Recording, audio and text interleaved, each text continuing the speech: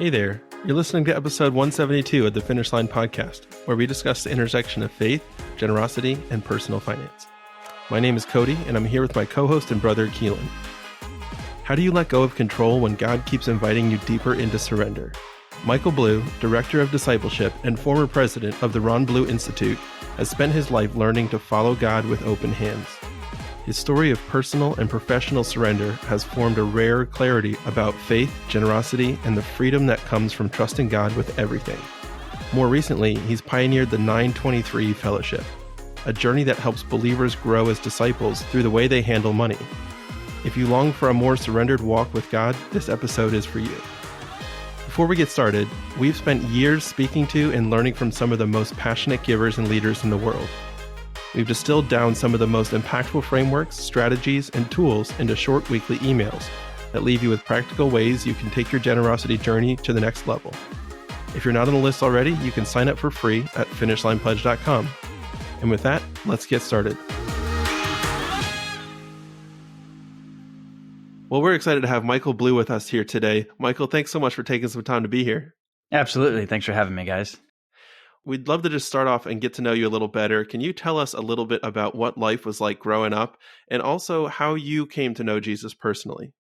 Yeah. So I'm the youngest of 5 children. So I grew up in Atlanta, Georgia, and I had a father who some people maybe on your podcast are familiar with, but I'm sure plenty are not. But my father was a part of kind of the beginning stages of a Christian financial planning movement.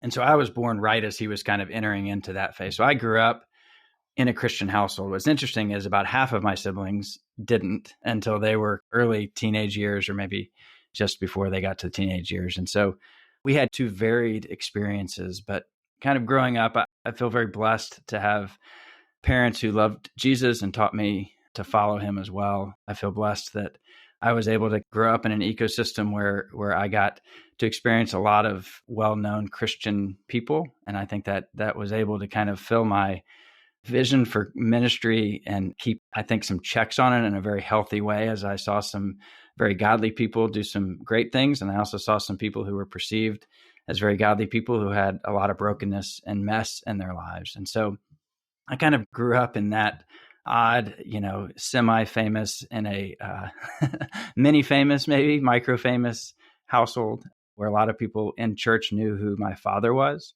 And so I kind of grew up where I was trying to wrestle with who I am and who I am in Christ.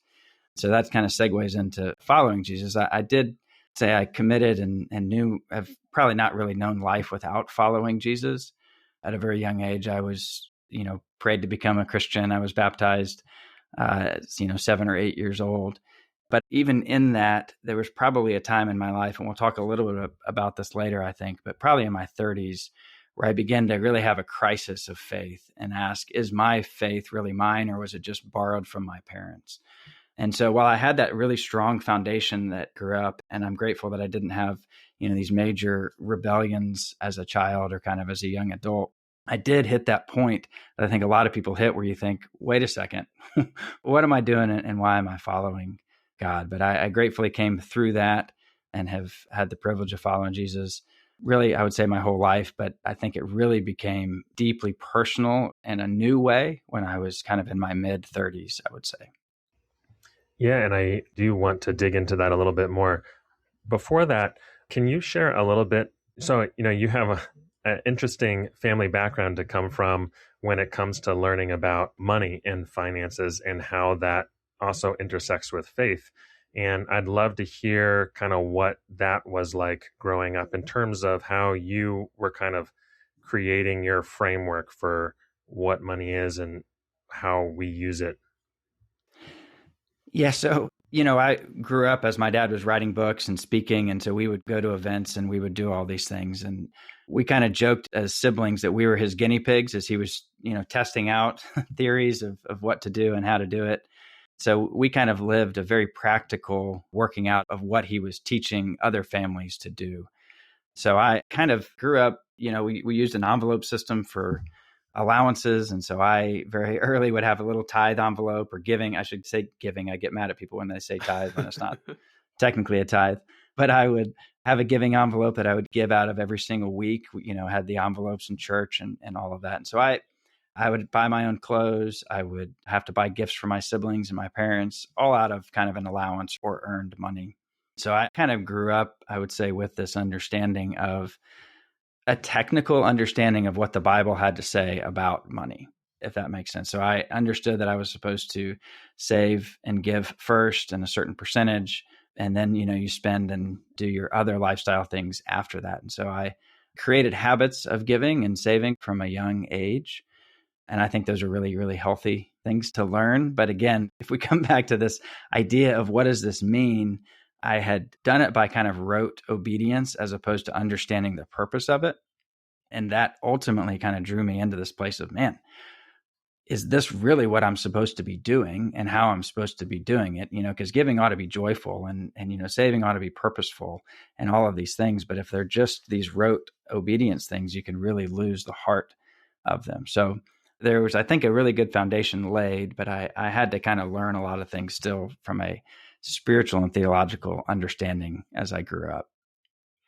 So, Michael, you mentioned that you grew up kind of in proximity to ministry leaders and people in the marketplace who were living out Christian values. And there's elements of that are really exciting and attractive. And there's also real struggle and brokenness amidst all of that. As you were growing up and approaching adulthood, how did you start to think through what you might be doing in your career and how the Lord might be calling you as you started your own career? Yeah, I really grew up, and I would say I had a very healthy fear of public ministry. And so as I was coming out of college, I'd kind of lived in this world of having some leadership roles in, Christian type organizations. So I was president of the Fellowship of Christian Athletes at the University of Texas, so I had these roles like that kind of all through my life where I had opportunity to speak and I had opportunity to, kind of lead small groups of people. And in my heart, I was always questioned, should I go into full-time ministry? Should I become a pastor? What am I supposed to do? And I think God was protecting me, honestly. I entered a place kind of right out of college where I had a very strong fear of kind of the famous Christian ecosystem that seemed to be arising and just kind of got worse and worse as I grew up. And so for a long time, really, I ran from ministry. Every time I had an opportunity to transition into something else, I would think about it and then I would go another direction. And I think some of that might have just been maturity, but I also think in some ways, I don't think personally I would have been prepared to enter into ministry because of my perspective of what I thought successful ministry was, which was defined by all the people I had grown up around, which were people with very large platforms that everybody knew. And so I had to work through that and understand what it meant to, have, quote, a successful ministry, which I believe is very different than that definition. Now, you mentioned before this period in your 30s where it sounds like God was kind of shaking things up a little bit. Can you walk us through how God led you into that and then what some of that journey looked like? Yeah. So, at that time, I had worked as a financial planner. Then I had gone to law school and I became an attorney. And so I was practicing law in Dallas for a couple of years at a big law firm. And then I moved down to Austin, where I still live today. And so I was living in this world of kind of big law. We had a house that was pretty close in proximity to downtown Austin and a really nice part of Austin. We kind of bought at the top level of income that we could afford as an attorney. But, we were also involved in our church. We'd go regularly. We, were very involved day to day. We were giving. We would tithe to our church, and we had giving probably beyond that as well. We were consistently saving. And we had these 3 kids, and my wife is a beautiful woman. And so we had this, we had these cute little kids. And I think from the outside, we looked like we had this really, really beautiful little family. And we looked like everything was probably polished and going the right way. But, you probably hear this regularly on a podcast. Inside, I thought, man, if this is the abundant life of a Christian, I feel really hollow and I feel really empty. And I don't feel like my job has much purpose. I don't feel like I have much purpose.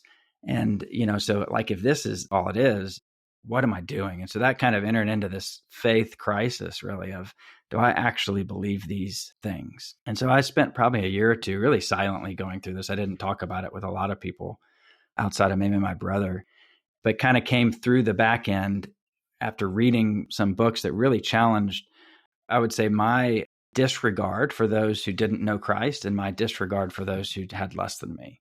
You may remember a book by Rich Stearns called The Hole in Our Gospel. And that was a book that really kind of challenged me in that way. And so I kind of had the question of, well, if I say I believe these things about God, and I say that eternity is the place we want to be, and I say that everybody should know him, why does not my life, why do not the things I use my money on reflect that? In my opinion, hardly at all. And so that was kind of the breaking point where I said, if I'm going to follow Jesus, I want my life to match up with what I say I believe. So that was kind of that process that took me through my mid-30s.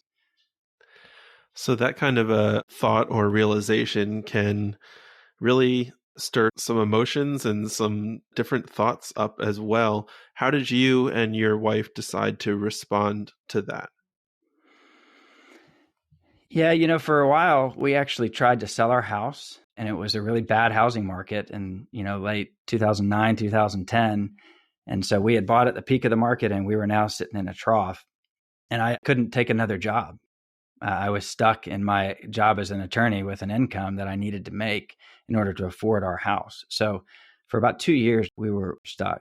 But I just continued to pray, and we continued to pursue God in this. And around this time, I had a friend who worked at International Justice Mission, and we just kind of, I feel like, started getting inundated with IJM and everything they were doing, and just a heart for what they were doing. And so I actually applied to go work at International Justice Mission. And so that was kind of our solution. Like, let's sell everything here and we were going to move to Kenya, and let's go work in an International Justice Mission field office and help the local attorneys kind of pursue justice in that environment. And so we had sold our home. We were set to go. And as we got ready to go, just a couple months before, I would say that we got scared, and we decided that the cost was too high. And so we decided not to go. And, so we were trying to pursue God in this, and this is where we had kind of felt like he was leading us. And then when it came down to it, we didn't go. And so that was a huge breaking point in our lives. So we actually, because we had sold our house, we had to go find another house in Austin. So we majorly downsized our lifestyle. I quit my job at the law firm, and we kind of entered into this time of prayer. I set up a law practice because I had to make money somehow to pay for us. So I just had a small private practice. And so we began to seek God and ask him where he would have us. But we very much, both my wife and I, intensely felt that God had made a way. He was inviting us to go into this, and we had disobeyed him. Like, he was calling us into this. And so we just entered this time of, God, what do you want us to do? Like, it's just kind of this brokenness that we entered into.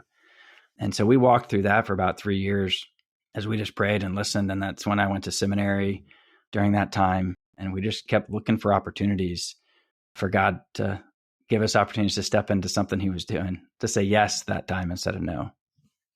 Yeah, I think that there are many moments like that, and many that we probably don't even realize as explicitly in our lives. And I'm curious, as over the years that have passed since that kind of decision period of your life, have you thought back about, what this other dimension trajectory of life, how it might have played out, and how have you kind of processed through that in the time since? I'm sure you've wrestled through various different iterations of that, but I'm curious for what that looks like, many years later. We walked into these other things that God was inviting us into, and they were really good things, like working with my dad at the Ron Blue Institute, and some other opportunities with travel and speaking and engagement with the things he was doing were great. But probably 3 years ago, maybe 4 years ago, I was at a conference, and International Justice Mission was there. And this was probably 10 years or so after we had said no to going. And they were there, and they had an opportunity to kind of speak at the conference as kind of an advertisement for the type of sponsor that they were. And what they were doing there was promoting an initiative that they had started in Kenya that was, aimed at creating justice systems for countries to implement so that they could actually implement justice within their countries. And that was the exact project they were hiring me ultimately to work on. And so thinking of what would have happened had I gone or not gone, certainly we would have had a different experience. But what I want to share here is that what I saw and what I think God has told me many times is that he's inviting us into his story, not necessarily because we are the necessary cog in the wheel that's going to make the story work, but because he delights in us participating in his story. And so we had an opportunity to participate in that story with IJM, and we didn't. But the story still ran, right? The story still was completed, and somebody else got to participate in it. Somebody else got to have the joy of being a part of it, and God's work was still done in that. But it was this really cool just closure for me of saying, God's going to invite us into things, and he's going to continue to invite us into things, even when we say no. And the story will continue to run. And if we just jump in that circle, we'll get to be a part of the completion. But God will still be completing his story with or without us. So at this stage, having experienced time managing your own resources and exploring what generosity means to you and your family, biblical wisdom about finances can often feel very countercultural. And just in the stories that you're sharing, the kind of decisions and the desire to obey God probably looks pretty unusual to the typical person. How have you learned to manage finances in your own way? What does that look like for you? I think I've grown a lot in this, and I have a long way to go in this. And I think one of the biggest things I continue to learn is that I'm in a work in process. And I think all of us are works in process in this journey. And what I've had to watch out for, and I would encourage people who are listening to watch out for, is trying to imitate somebody else. So I see somebody who has a story that I love, and they can inspire me. That's great. But if I try to imitate them, that may not be actually what God is inviting me into. So I've kind of had some times where I've tried to copy things and do other things. But, I think ultimately with figuring out how to live with our finances, it's learning how to live more open-handedly.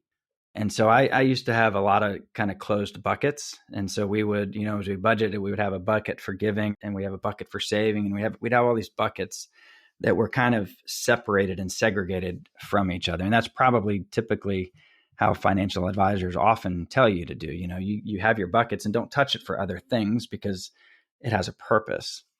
But the more I get into this, the more those buckets have kind of, just kind of the walls are falling off, and it gets mixed up in a whole lot of different ways. And so the saving becomes another avenue for giving potentially. Giving becomes an opportunity to invite people into our lives and our houses and our lifestyle. And so, our lifestyle can be opportunities to celebrate the goodness of God. And so, it's just kind of like all of these things begin to open, and it becomes open-handed, and much more maybe goes out than it ought to. But then God has this way of giving us more opportunities, I think, to step into things he's doing. And so I think I've become much less concerned with the numbers. I don't know the last time I looked at the stock market and what it was doing. And, there's some freedom, and people are worried, hey, the stock market crashed or did this or that. And I think, well, okay, if I had money in it, then it's just, I wasn't dependent upon it at this time anyway. Or if I don't have money in there, certainly there's not a worry when that happens. And so I'd say that the real basic answer is there's a whole lot more that just opens up with an open-handedness towards all of our resources, as opposed to just a segregated amount of resources. Yeah, and that's a very interesting thought about just kind of the journey of financial and faith growth together as they really kind of merge and become harder to separate. Before medicine, I come from an engineering background, and I think that has always kind of stuck with me of wanting things to be nice and clean cut, especially when it comes to numbers. And that is just often not how God designs things to be. And I'm curious, especially, coming from this foundation growing up, even spending some time as a planner yourself, when you think about long-term savings, there's all the classic wisdom about, saving for retirement, saving for big expenses and stuff like that. How do you think about savings in this kind of new phase that God has walked you through? Yeah, so it's kind of different maybe than other people. You probably heard it before, but our approach right now, and I want to emphasize that again, just kind of full of grace for people and full of, I'm on a different journey than you are, but, and this could change in 5 years, what we're doing, depending on what's going on in our life, which I think is legitimate. But right now, the way we save is we save for known expenses. So things like purchase of a car, we have a conviction not to use debt to purchase cars. So we save towards cars in the future. We have saved for our kids. We have 3 boys. 2 of them are in college right now. One of them is a sophomore in high school. So, obviously there's a huge expense there. And so we've saved towards college over their lives, having a goal that can graduate college without debt. And that may be a mixed way to go through it. So we've saved for things like that. We may save if we have a home remodel or upgrade or something we want to make. We may have an emergency fund.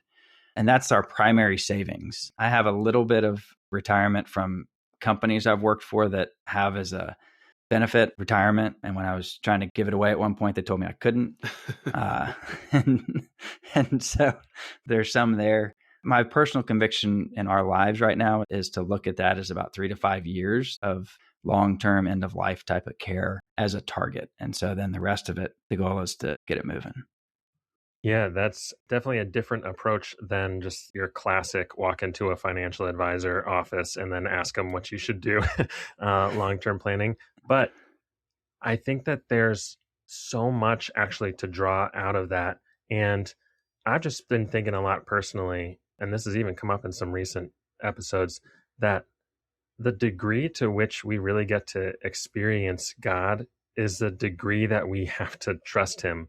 Because if we can kind of structure him out of our lives to where we kind of just engage on an as needed basis, then even if we still have a relationship there, we just miss so much of that. And I think a lot of what you're talking about creates so much more space for like, all right, God, let's see, what you got planned. What's next? And I'm curious, I'm sure that wasn't just an overnight decision, or at least it wasn't implemented overnight. And I'd love to hear kind of as you have restructured some of this in your own life, along with your wife and your family, how has that just changed how you view your faith and relationship with God and relationship with money, all of that kind of wrapped together? It did take a while, and we still wrestle through kind of alignment, my wife and I, on what we're doing and how we're doing it, and that's healthy. And I think what I have seen in the process, one of the things I talked to my wife about is when I went from law to ministry, my income was about 40%, 35 or 40% of what I had been making beforehand. Now, gratefully, when we had downsized and moved out, we had set ourselves a lifestyle of what we believed was like a ministry lifestyle. And then whatever the excess was, we would determine what to do with it, give away, and save towards kids' things and whatnot. So we had kind of downsized our lifestyle pretty close to that prior to already. So the lifestyle piece wasn't a huge radical change because we had done that a few years before, but there wasn't any excess. And so there was, with kids that were young and you go through all of these things, as we lived through that, there was always enough, and we still were able to engage in giving. We were still able to give at the end of the year more than we expected to oftentimes. And that was really the grace of God. And then when I came out of that season and went back into law and my income increased again, it was like everything broke at the same time.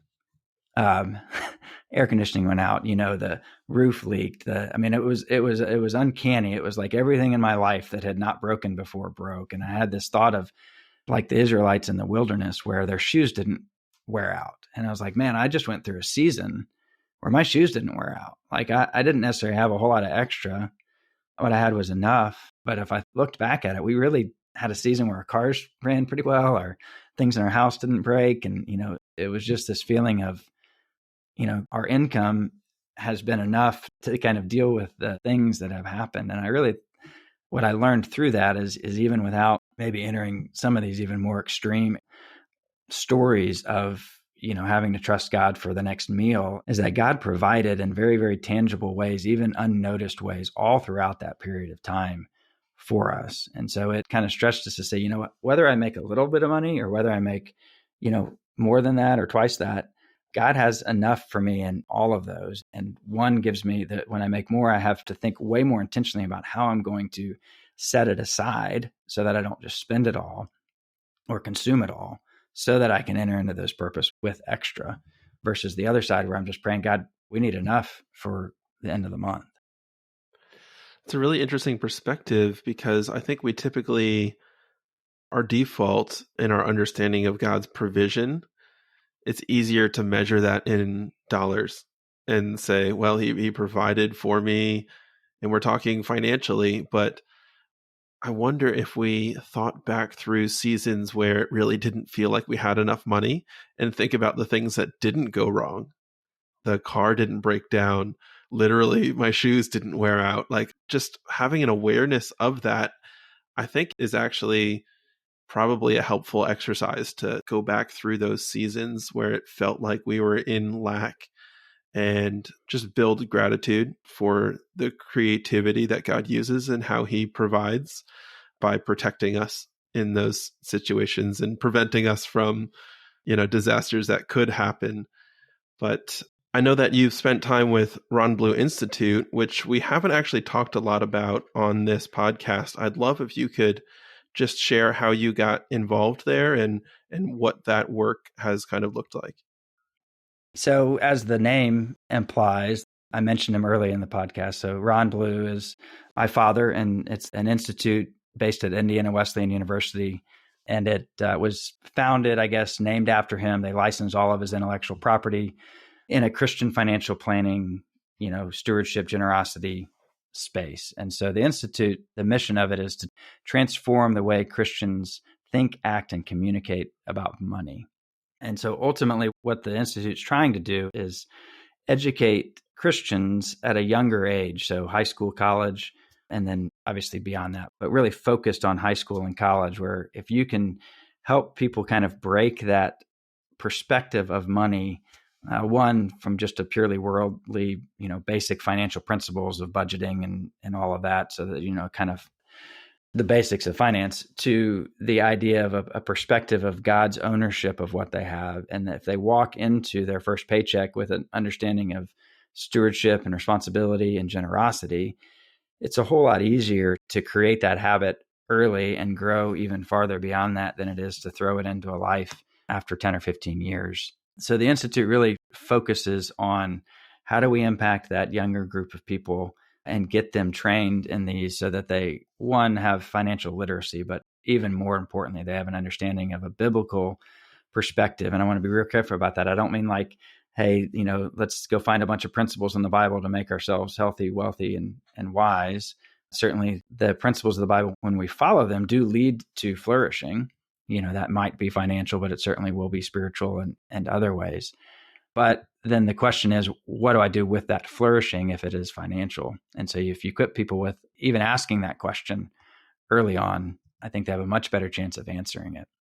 I'll say this as well. This is kind of on the RBI side of things, but one of my really heart desires in pursuing this is that I think that the church, for the most part, has allowed the world to hijack the message of money.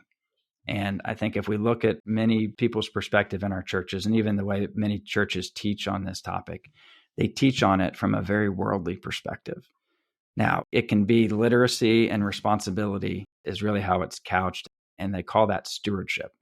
And I believe that stewardship is managing our money, for the glory of God, which is going to look differently for a lot of people. So it's not just one way to do it. And I certainly don't think that the only way to do it is to make sure that you have millions upon millions of dollars when you die so that your kids don't have to ever worry about anything. That is a great mission and something that we're passionate about as well. But it's a tall order, actually, first to engage younger generations on some of these concepts, especially if some of it feels kind of abstract and like future oriented. And then on the other side, also just to kind of reframe how the church, and by the church, I mean like the local church, not like the global body of Christ, but how the local church talks about and engages with money and finances. So How do you actually go about that? And what have you found effective in getting some of that to actually stick? I think it's one of those things that's really, really hard to measure. We'll do studies and we'll talk about, you can measure what people know. What's harder to do is measure how people change 10 or 15 years down the line. And so in some ways, it's hard to know what has been and has not been effective. But I think that the way we've approached it is to teach, unapologetically what the Bible has to say on this topic. And we've experienced too in many Christian schools where the kids, part of their assignments is to go home and talk about it at their family dinner, and they get pushback from their parents on what it is that they're being taught because it's uncomfortable or it may challenge the way they are behaving with their finances. And so I think that the very first thing that we have to do in the local church and I think I've heard Tim Keller say this, and I've read St. Francis of Assisi say this, but the fact is that people just don't view themselves as covetous or greedy. And the Bible warns a whole lot about that. Both Assisi and Keller have said or written that no one's ever come and confessed to them that they're greedy. They've confessed every other sin, as they say, that they can think of, but no one ever comes and sits down and says, Pastor, I'm greedy. And so if we can help the church understand, if we can help kids understand that there's a message of me, there's a message of individuality and excess that is not biblical. It doesn't mean no one will ever have anything. It doesn't mean that, we can't experience the goodness of God in his created order and his created things. But it does mean that it radically changes the purpose and why I'm pursuing to work well and to work hard with my hands and to be diligent in all things. And so I would say if we can be successful, it will be because that message begins to resonate with more and more people. And we begin to ask even of ourselves, am I greedy? Am I being covetous in this? So, Michael, if you were having a conversation with, let's say, a college student who has had experience with money, but maybe hasn't had to manage large amounts of money over time, and you wanted to try to unpack some biblical principles to prepare that student to manage money throughout life, what are some of the principles that you would share in that situation? One of the most successful, I think, programs from the Ron Blue Institute is a peer-to-peer coaching center on college campuses. So they train up college students to counsel other college students on personal finance. And so they're going to walk through the fundamentals. Kind of the methodology at the Ron Blue Institute is we have the heart, health, habits, and hope. The 4 H's is what we talk about. And so they would start by understanding that it all begins with our hearts. So our behavior is going to follow after our belief. So if I can look at how I live and see what I actually treasure, it's kind of that treasure principle. And so, we kind of begin with helping them understand what our hearts are called to. So contentment, stewardship, and things of that nature. So we walk through those principles with students. And then you kind of move from that into your habits, which are how you spend money. You spend less than you earn, you give generously, you avoid the use of debt, you maintain margin, and you set long-term goals are kind of the things that they get walked through, and an understanding from a biblical perspective of how they do that. And then we kind of give them this big overview of budgeting, I guess you could say, of the 5 uses of money. You can use it on lifestyle, you can give it away, you can save it, you can pay debt, and you can pay taxes. And, there's some broad categories, but if you look at how you're spending your money in a really simple way and put them in those 5 categories, you can real quickly determine, I guess the barometer is, are you living how you think you ought to be living, or are you living how God's calling you to live in those categories? And then the final one is kind of this hope idea of, one, we all need margin in our lives for anything, whether it's time or money. And so whether I make a lot or a little, my freedom, if you will, to go and meet people in their time of need is all going to be determined really based on margin. Do I have any room in my finances? Do I have any room in my time to meet people? And so we'll walk students through those really 4 simple H's with those teachings to try to equip them, I guess, to make financial decisions going forward. I found that as I reflect on scripture in general, but there's so much wisdom and warnings and all kinds of verses that relate to money in some way, or they draw some parallel that I find helpful. And I find that as I read back over parables or passages or teachings, I will sometimes understand them in a new light as I've lived out more experience. And I'm curious, in this season of your life, are there scriptures that you found particularly helpful or challenging? Yeah, I mean, I kind of come back to a lot of times, or I've meditated recently on 2 Corinthians 8 and 9. It's a place where Paul is encouraging the Corinthians to give and join in giving. He uses the example of the Macedonian church who was poor and persecuted, and said giving beyond their ability.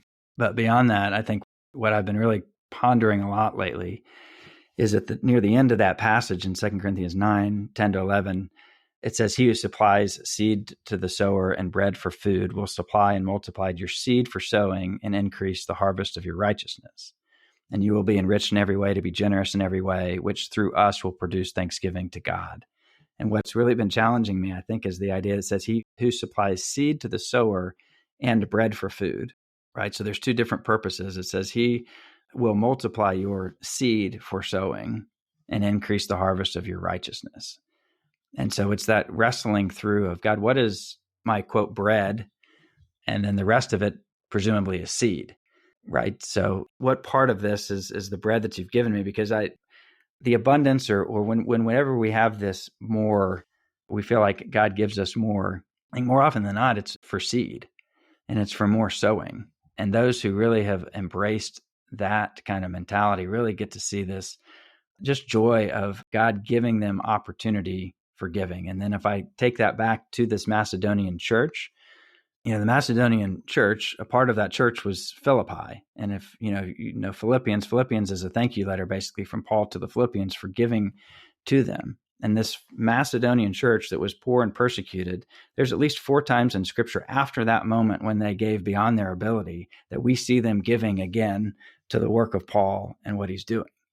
And so their gift of extreme generosity, lavish generosity in the face of persecution and poverty didn't mean they went in the gutter and died. They actually had enough for that day and beyond. And then they had more opportunity to enter into what Paul was doing in the future. And so it's this idea of God has both bread for me and he has seed to sow. And so I struggle with just believing that abundantly all the time, right? If I sow seed, I believe I'm going to have enough bread first and foremost. And then, when you give me more, am I going to fall back into my default of, oh, thank goodness, I can, increase that bank account again and now I don't feel so scared? Or do I take it and say, okay, God, here we go again. This is more seed. Let's go, and throw the seed out. And, it's that continual cycle that I have to wrestle through of, okay, is this more bread? Do I need to make sure I have this amount for the future? And there's always that tension when it comes back in. And so that's been challenging me a lot. Yeah. We've heard that passage talked about many times on the, over 172 episodes, but I've never actually heard that aspect of it so carefully fleshed out. And I think you're absolutely right. And as you were talking about that, I was just thinking through when God provides it, the bread and the seed often look like the same thing. And so, when it's in the verse like that, it's like, you imagine a loaf of bread in one hand and then a bag of seed in the other hand. And it's like pretty clear cut what you do. But in reality, it all looks like the same thing. And so, as you kind of wrestle through that, how do you separate what's bread and what's seed? It's kind of like the ultimate generosity question. But I'm curious, and I'm sure, honestly, it changes season to season, what looks like bread and what looks like food. But how do you kind of think through that? Or how would you counsel somebody to even start thinking through that? It starts with the question. And I think it's as simple as that. And I know that your podcast has raised the question for a lot of people. And part of the problem is people aren't asking the question of, God, is this seed or is this bread? Should I save this or should I give this? Because they're afraid that he's going to say, give it. And that's going to mean somehow a diminished life or somehow a diminished something, fear, anxiety, all of those things. But what I've actually found and seen in people is the most generous people, the people who live like this, are the least fearful people I know. They're not racked with anxiety about God providing in the future for them. They're very excited about what God is doing and how they can engage in exactly what he's doing. So I think people just need to come and ask the question, God, is this seed meant for sowing? and then, have the willingness or boldness and faith to say, okay, God, I believe that you're telling me to sow this seed. So I'm going to sow it. I've kind of come to the belief that, people say you can't outgive God. And oftentimes that type of thing comes in the context of every time I give to God, I become richer, is how I tend to feel like I hear that. But I actually believe that God says, seek first my kingdom and my righteousness, and all of these things will be added to you. He's talking about food and shelter and clothing in that context.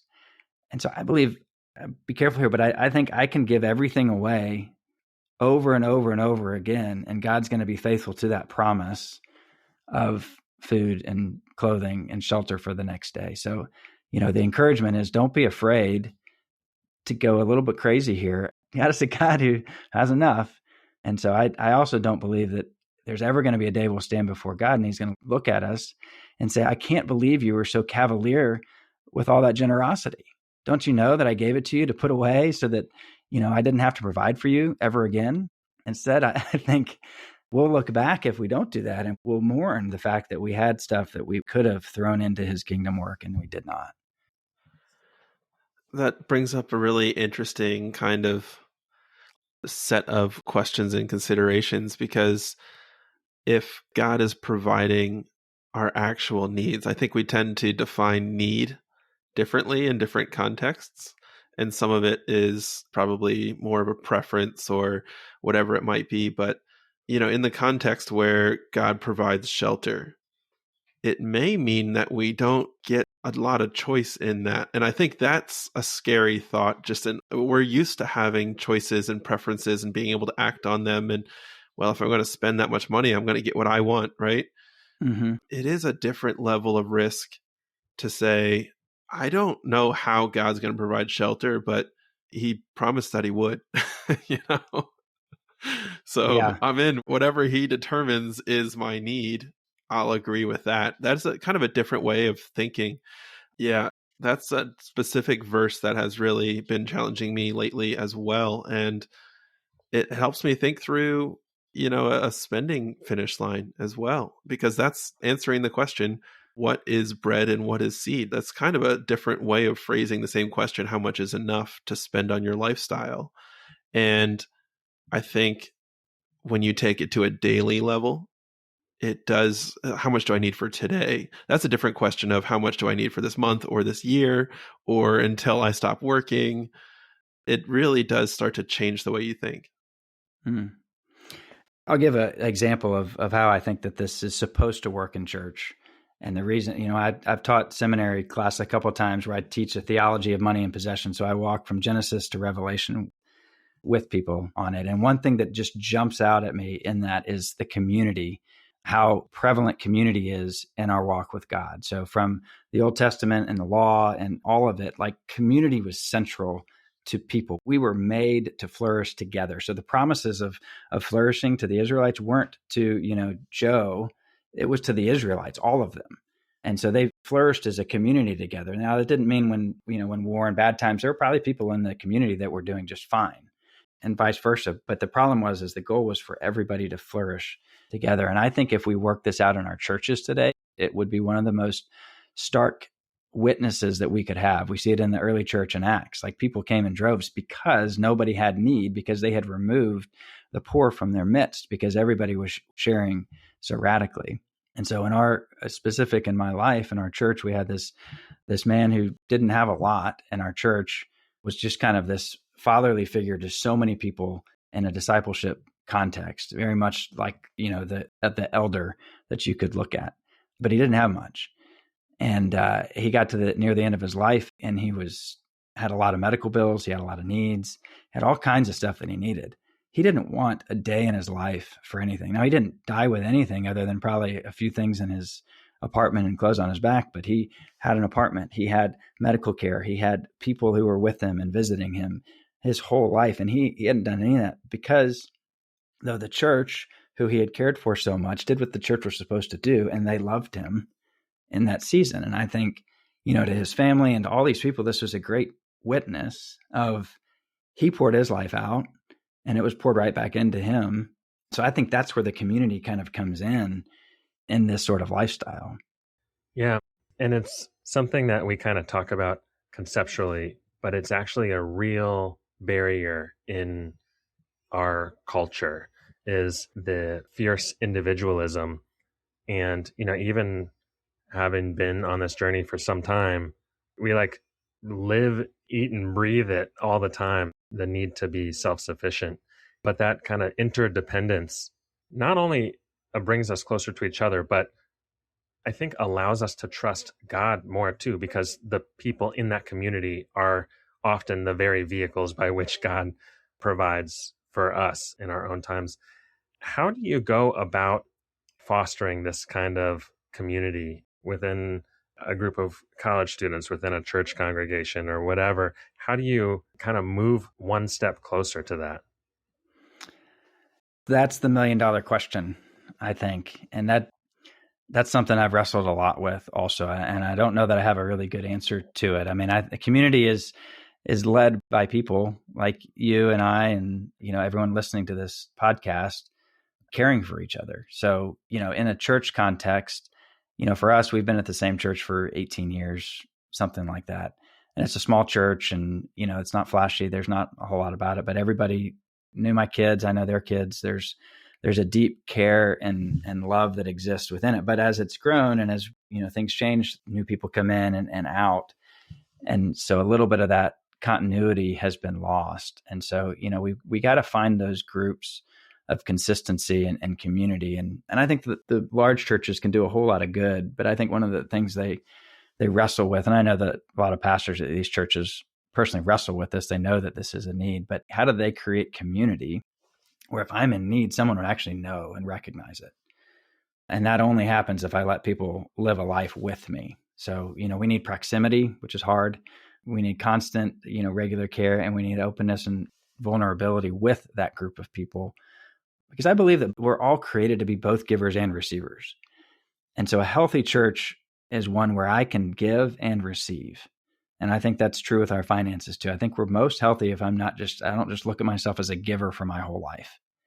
Right. And so I have opportunities to receive as well. And when we do that, we get to see a much broader perspective and we realize, there is a cycle that God has where, just like he said, and I think it's 2 Corinthians also, so my seed, in your time of need will meet your need so that in my time of need, your seed may meet mine. I didn't quote that even close to correct, but you're shaking your head like I'm talking about. Yes.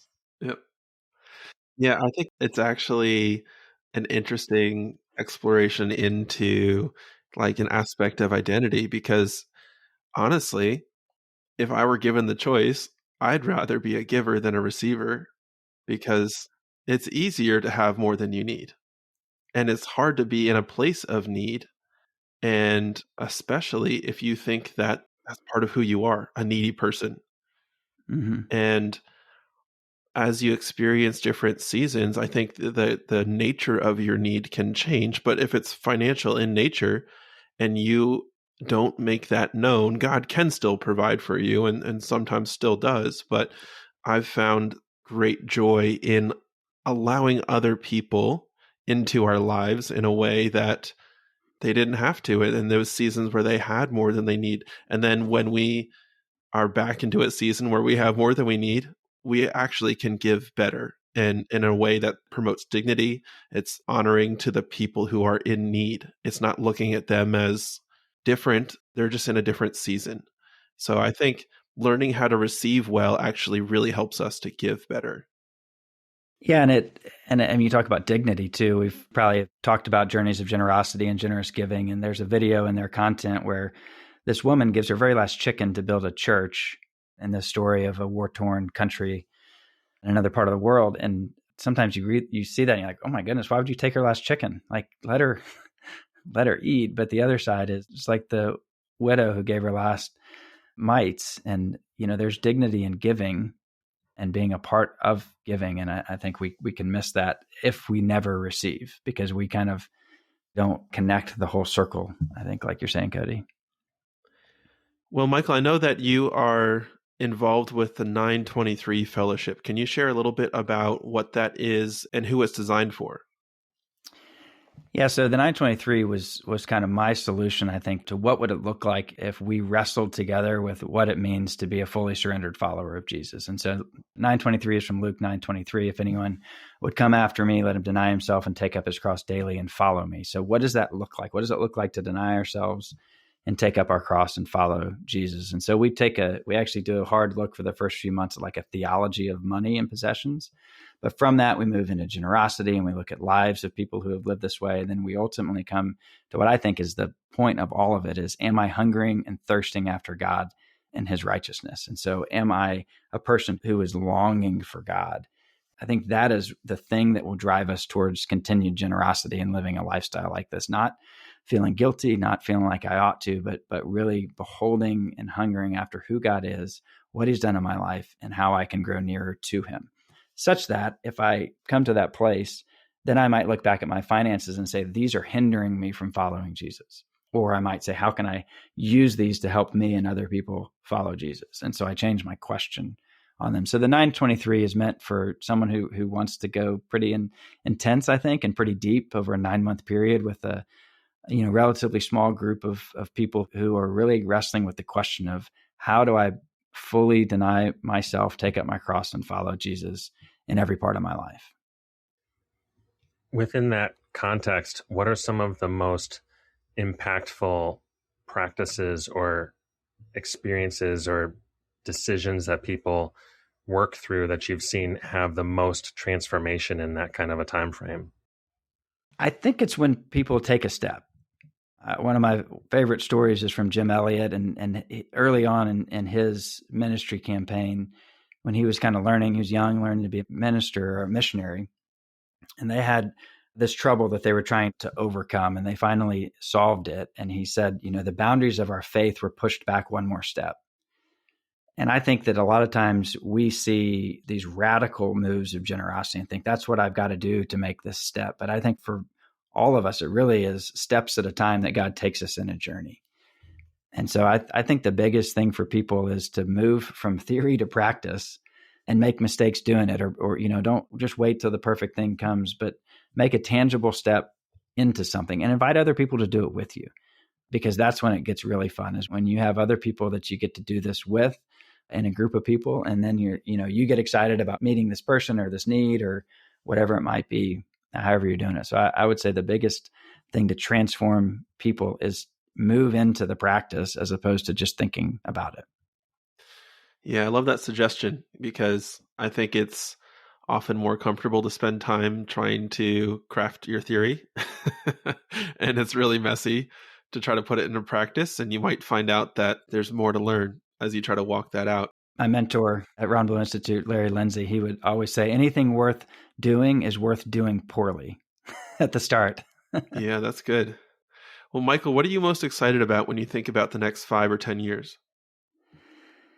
We are entering into kind of a new phase with our family. And so I'm excited about time personally. As I look at the church and I look at kind of where we are, I'm very encouraged by the young generation right now. People in high school, people in college, young, early 20s. There is a heartfelt revival, even, I think, going on in that group of people. And so I think I'm very encouraged about that group of people. And I would say the caution for all of us is that as we're older, people who have been here for a while, that we try to somehow quench their hunger for what they're after by trying to put too many, guardrails or things on it, as opposed to walking alongside of them, walking with them. And then as we need to make corrective action, if you will, we can do it in relationship with them. But I think as older generations, I don't know if I want to paint you guys in that or me in that, but as we're a little bit older than at least those college age people, we need to run alongside these people. And I think it's really encouraging for the local church. Yeah, we've heard that from a number of people, especially those who are kind of very intentionally working within that group on kind of a regular basis, that there is some really cool stuff going on and God is clearly at work. So we have yet to see just what God has planned in all of it. A lot of interesting different movements and stuff that God's doing, all intersecting at once right now. For anybody listening who wants to learn more about Ron Blue Institute or the 923 Fellowship, where can they find more information? you can find it on the website at ronblueinstitute.com. Great. And then we like to end every episode with just a practical suggestion our listeners can take to step into their role as stewards and manage God's wealth wisely. So do you have a suggestion for our listeners today?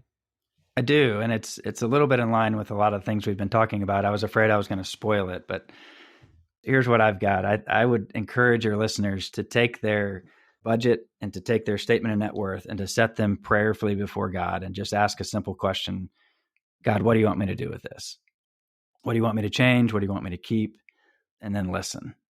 So I think it could be very, very powerful for people to walk in with a very open-handed mentality and somewhat tangibly take it and literally, maybe even print them off and lay it before God and say, God, what would you have me do with these things? And don't feel like you've got to sell everything and give it away. Like that's not the answer for everybody, but listen, is he leading you to perhaps help somebody get into a car or give them a car? Is he helping you give to a specific person or need, or is your heart just torn up by orphans or by the lost or by Bible translation?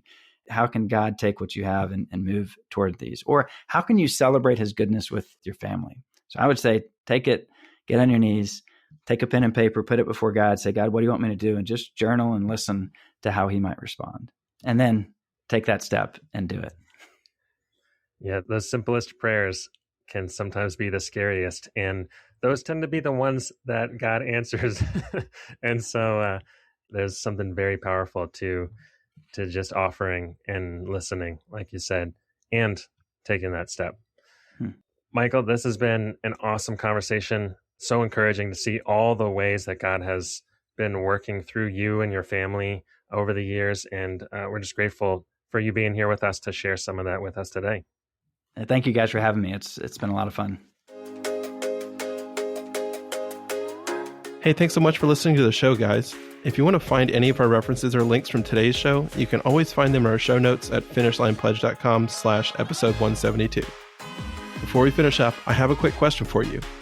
Have you ever stopped to answer the question, how much is enough? A financial finish line is designed to help you do just that. Our 90-day Finish Line Pledge breaks down the process into 3 easy steps. Step 1, define how much is enough for your family to spend in a single month, and use that as your monthly spending budget for 90 days. Step 2, as God provides money to manage, set aside any margin outside of your finish line into a separate bank account. Step 3, after 90 days, explore the millions of ways you can use the margin you've set aside to create joy, purpose, and impact in God's kingdom. Want to learn more? Check out our website at finishlinepledge.com. That's it for today. We'll see you next time.